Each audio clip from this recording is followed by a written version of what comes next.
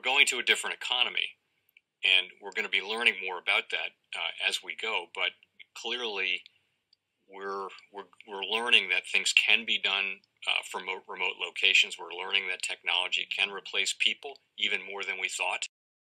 We're not going back to the same economy. We're recovering, but to a different economy, and it'll be one that is more leveraged to technology. And I worry that that is going to make it even more difficult than it was for many workers. In Silicon Valley, and my friends who work in technology know that what we did to the manufacturing workers, we are now going to do to the retail workers, the call center workers, the fast food workers, the truck drivers, and then even bookkeepers, accountants, insurance agents, lawyers, and on through the economy. So what happened to the manufacturing workers is a very clear sign. This effort. And China has big plans for this. They intend to seed their digital yuan into the global environment by giving it away to visitors at next winter's Olympics. When they arrive at the airport, they're going to get yuan digital wallets. They're going to receive digital yuan. They're going to use it throughout their visits to Beijing, and then they're going to take it back to their home countries. They see this as a huge advantage. Why? Because who controls the underlying protocols, who controls the underlying standards of the future of money will control the future of money.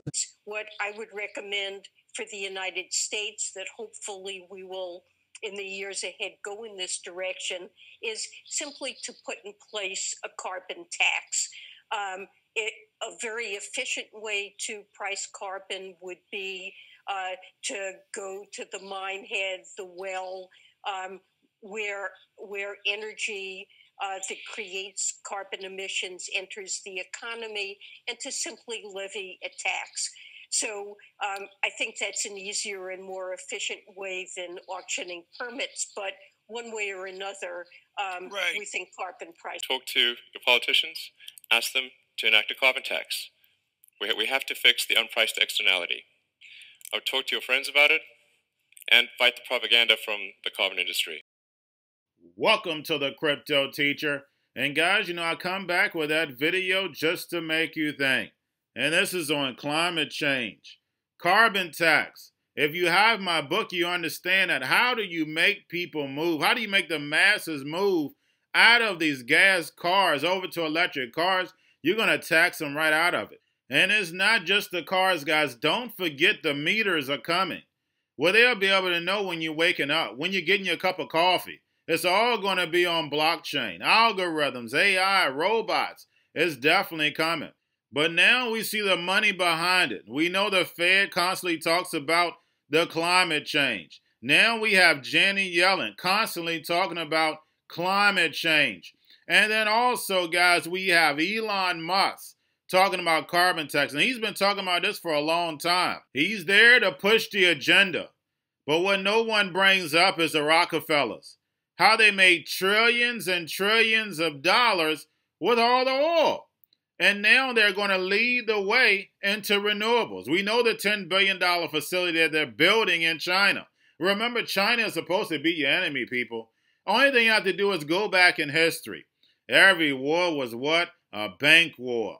Because remember, when it comes to the New World Order, everything is planned out. You have a wonderful day. The global community has only a short time to avoid the most catastrophic effects of climate change.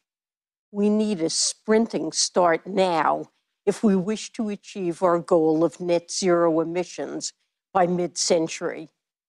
President Biden has recommitted the United States to do its part to tackle this crisis and marshal the full capacity of the U.S. government. 2022 budget, we have requested $1.2 billion for the Green Climate Fund, $485 million to support the multilateral climate initiatives, and increased support for the multilateral development banks. While we're making progress, there's a need for redoubled efforts to boost the flow of capital and foster the growing market demand for climate-aligned investments. This effort will involve engagement on many fronts. U.S. Treasury is working to facilitate investments in projects that reduce greenhouse gas emissions and protect against the impacts of a changing environment. We do that in part by providing technical assistance to foreign counterparts that help attract private sector investment in clean energy and sustainable infrastructure projects. In the end, though, we know we will only achieve our goal of curtailing climate change through collective action. Today, we as a global community need to be ambitious, set goals, work together, and sprint toward a cleaner, safer, better future. We look forward to meeting this challenge together. The new goal is to move to a sustainable energy future. We want to use energy sources that will be good for 1 billion years. How do we accelerate this transition? And what happens if we don't? So if we wait, and if we delay the change, the best case is simply delaying that inevitable transition to sustainable energy. So this is the best case if we don't take action now. At the risk of being repetitive, there's going to be no choice in the long term to move to sustainable energy. It's tautological. We have to have sustainable energy or we'll simply run out of the other one. The only thing we gain by slowing down the transition is just slowing it down. It doesn't make it not occur, it just slows it down. The worst case, however, is more displacement and destruction than all the wars in history combined. We have about 3% of scientists that believe in the best case, and about 97% that believe in the worst case. This is why I call it the dumbest experiment in history, ever. Like, why would you do this? The reason that the transition is delayed or is happening slowly is because there is a hidden subsidy on all carbon-producing activity. In a healthy market, if you have, say, 10 euros of benefit and 4 euros of harm to society, the profit would be 6 euros. This sort of makes obvious sense. This is where the incentives are aligned with a good future. This is not the case today. But if you have the incentives aligned, then the forcing function towards a good future, towards a sustainable energy future, will be powerful.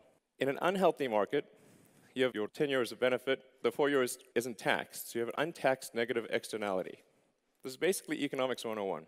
So you have basically unreasonable profit and a forcing function to do carbon-emitting activity because this cost to society is not being paid.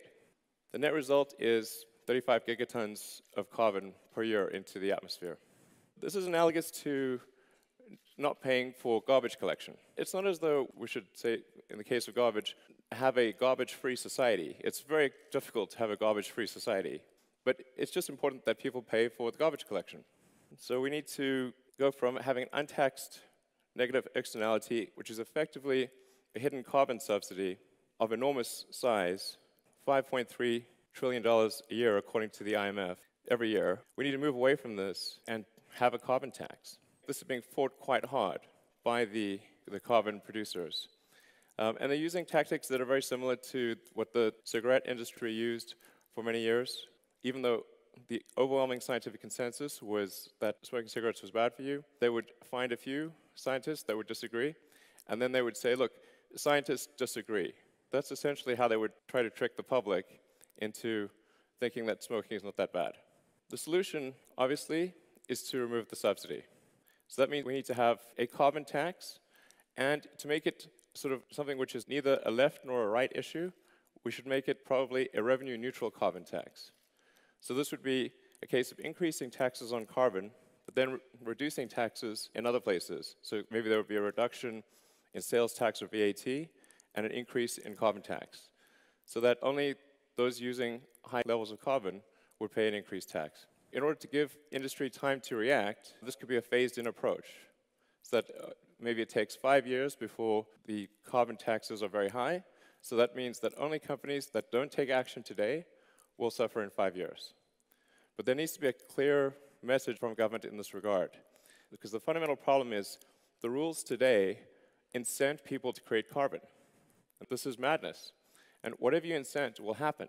That's why we're seeing very little effect thus far. And depending upon what action we take, will drive the carbon number to either extreme or moderate levels. I think it's pretty much a given that the 2-degree C increase will occur. The question is whether it's going to be much more than that, not if there will be a 2-degree increase. So what can you do? I would say whenever you have the opportunity, talk to your politicians, ask them to enact a carbon tax. We have to fix the unpriced externality. I would talk to your friends about it and fight the propaganda from the carbon industry. Thank you.